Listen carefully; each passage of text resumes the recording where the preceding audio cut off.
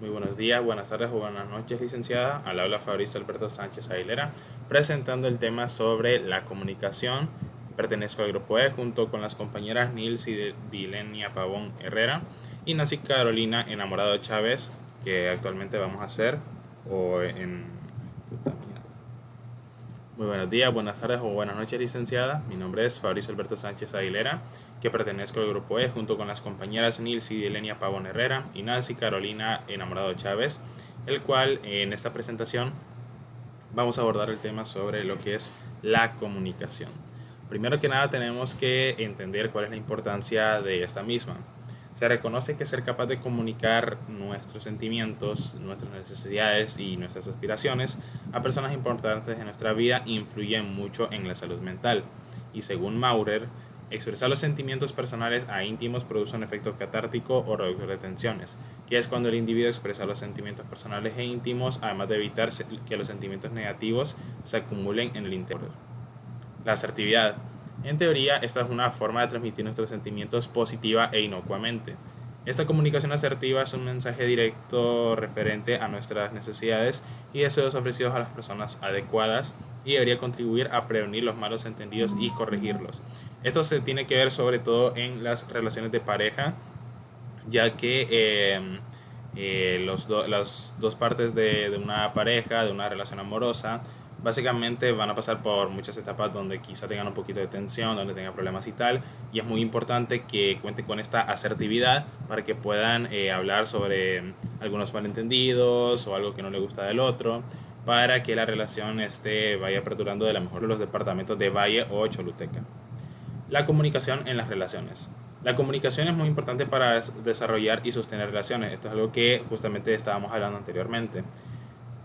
Y ahora Patricia Noller, que realizó una investigación de la Universidad también de Queensland en Australia, como les dije, realizó unos estudios sobre los aspectos no verbales de la comunicación en los matrimonios y evaluó su ajuste. Los resultados de dicha investigación indicaron que las esposas son mejores comunicadoras no verbales que los maridos, sobre todo en la expresión de mensajes positivos. Por otro lado, los maridos de los matrimonios bien ajustados enviaban y comprendían mejor estos mensajes que los matrimonios mal ajustados. En términos generales, al parecer, pues estas habilidades de los maridos influían más en el ajuste conyugal porque las esposas en ambos tipos de matrimonio eran comunicadoras igualmente buenas. Tenemos la comunicación no intencional, que la conforman las conductas verbales o paralingüísticas del emisor que acompañan su mensaje verbal, y el receptor como tal tiene, como es parte de la comunicación, tiene la tarea de codificar, aunque el emisor no tenga esa intención, ¿no? No todas las conductas tienen por objeto comunicar, hay que destacar eso, ya que algunas veces el emisor se comporta pues de cierta manera cuando transmite un mensaje y el receptor verá esos actos no verbales o paralingüísticos como parte de la comunicación total que debe de codificarse. Y esto puede llegar a dar unos cuantos malentendidos, algún gesto que probablemente nos desubique un poco. Entonces es importante destacar cuando estamos hablando con alguien, cuando se está realizando una comunicación no intencional. Aunque a pesar de que estamos diciendo que es importante tener... Por último tenemos la comunicación de la intimidad. En cuanto a esto, se realizó una investigación en Gran Bretaña por medio de Michael Argill y Jane Dean, los cuales propusieron que en las interacciones casi todos tratamos de mantener un nivel constante de intimidad implícita con determinadas personas en ciertas situaciones. Vaya, por ejemplo, el contacto visual, las distancias entre los interlocutores, el carácter positivo de la expresión facial o las sonrisas, y el tema de conversación que favorecen la intimidad del interlocutor. Hola, un gusto para mí poder dirigirme hacia ustedes y poder hablar acerca de la comunicación verbal. ¿Pero qué es esto? Bueno, a la comunicación verbal se le concede menos importancia que a la no verbal. Es una lástima y un error que la comunicación intencional más eficaz se realiza en conductas verbales y las no verbales simplemente la complementan para aplicar o acentuar las acciones verbales. También tenemos las características verbales paralingüísticas. Tenemos dentro de ellas la forma de hacer las afirmaciones y las preguntas tiene a menudo un impacto importante al que se comunica. Es decir, puede interpretarse de dos maneras una frase. si lo decimos en forma de pregunta o afirmación, ¿verdad? Va a tener, de acuerdo a que lo que nosotros digamos, va a tener una respuesta de la persona que nos está escuchando. También tenemos que las características paralingüísticas de la comunicación son aspectos del habla que acompañan al contenido.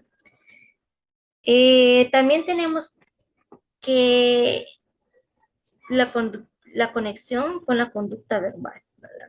El tono agudo ha sido asociado al nerviosismo y al intento de engañar. También tenemos la velocidad del habla. El habla más rápida y más lenta era considerada menos veraz que la normal. La más lenta era considerada más pasiva y potente que las dos restantes. La más lenta y rápida, en especial la primera, era considerada menos persuasiva, fluida, empática y más nerviosa. Así que tiene mucho que ver la forma en que nosotros hablamos, ¿verdad? Si lo hacemos rápido o lento o normal, ¿verdad? También dentro de la comunicación verbal tenemos las pausas y la comunicación no verbal. Por ejemplo, dentro de las pausas están las muy conocidas muletillas, que son pues, este. Estas pausas, tanto llenas como en silencio, influyen en la persuasión de lo que se dice. También tenemos la parte del espacio personal. ¿Qué tanto nos acercamos a las personas cuando estamos platicando? Estamos dirigiéndonos a las personas. Menciona aquí que es la distancia a la que ocurren las interacciones que se realizan ordinaria y cómodamente.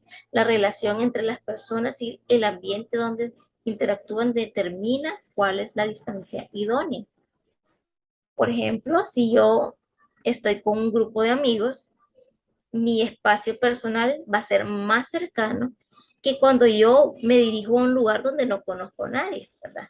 Mi espacio personal es más alejado.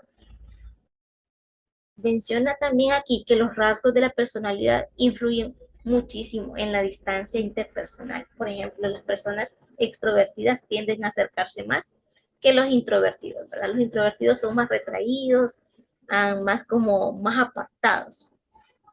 Evidentemente, el contacto físico se da solo en las distancias personales más cortas.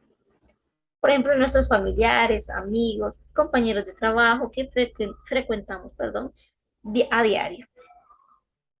Algunas investigaciones han demostrado los efectos positivos y hasta terapéuticos del contacto físico. De hecho, dentro del desarrollo humano tenemos el área social, ¿verdad? Es muy, muy importante para el ser humano desarrollarse en esta área. Como dice aquí, tiene efectos positivos. Tenemos el contacto visual, ¿verdad? Cómo nos dirigimos a aquellas personas, por ejemplo, cuando nosotros hablamos. Si agachamos la mirada, eh, no vemos a los ojos a las personas. Por lo general, las personas que mienten no ven a los ojos a las personas, ¿verdad? Creo que muchas veces hemos visto que cuando decime la verdad, mírame a los ojos, es por eso, ¿verdad? Que el contacto visual es muy importante. La mirada directa tal vez sea una mejor descripción de este tipo de conducta no verbal, ¿verdad? Está dentro de las conductas no verbales, ¿verdad? Porque son cosas que no se dicen, simplemente se hacen. Tradicionalmente se piensa que esta clase de conducta visual constituye un indicador importante de afecto, de otras emociones y de honestidad, como les mencionaba anteriormente. La mirada prolongada constituye sin duda un contacto visual intenso y es recíproco.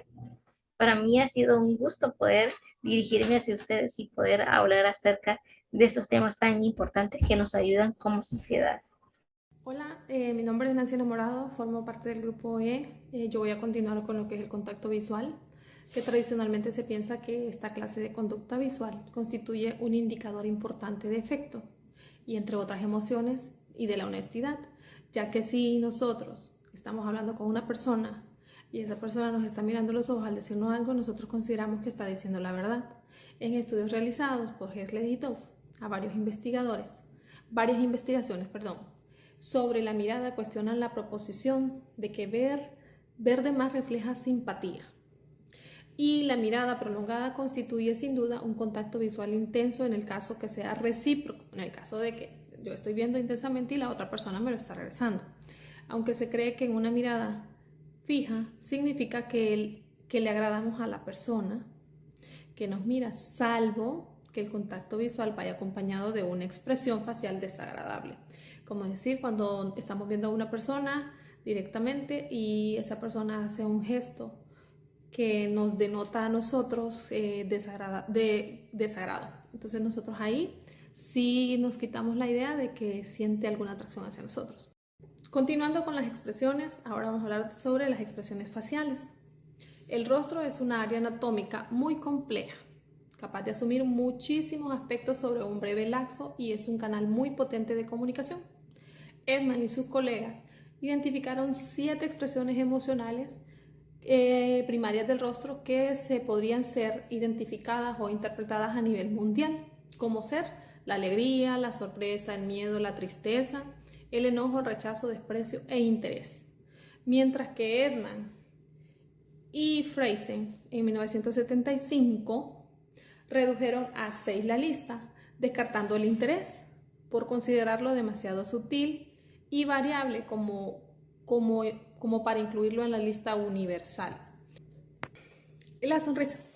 Son considerados comportamientos fundamentales de la expresión facial y que ha sido estudiada como un medio en el que el oyente comunica reacciones positivas al hablante, lo que resulta que la sonrisa es una respuesta social más emotiva, es decir, que nos están dando un mensaje, pero la verdad no lo entendemos. Si la persona se ríe, por ejemplo, un jefe se ríe, entonces nosotros ya como que nos calmamos porque no es tan intenso la conversación. Ok, en cuanto a lo que son los movimientos y posturas corporales, son los que denotan el manejo y el dominio de la interpretación. Es decir, que si nosotros nos sentamos de manera erguida o nos sentamos de manera relajada, entonces nosotros estamos determinando o transmitiendo de qué manera nosotros estamos manejando la situación. Sobre la comunicación, algunas conductas no verbales indican cómo el agente reacciona y los ayuda a atender nuestras relaciones, que quiere decir que todos los indicadores de cercanía, corta distancia, gran contacto visual, inclinarse hacia adelante cuando estamos sentados, la orientación de cara a cara y una expresión facial varían con la relación y con la situación. Es decir, que nuestros comportamientos y nuestros gestos van a variar dependiendo cómo nos sentamos o en el momento que nosotros estemos. Y esta es mi participación. Muchas gracias.